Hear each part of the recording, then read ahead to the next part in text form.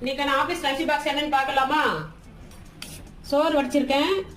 அடுத்தது எறாவும் உருளைக்கிழங்கு போட்டு தொக்கு பண்ணி வச்சிருக்கேன். ரசம் வச்சிருக்கேன்.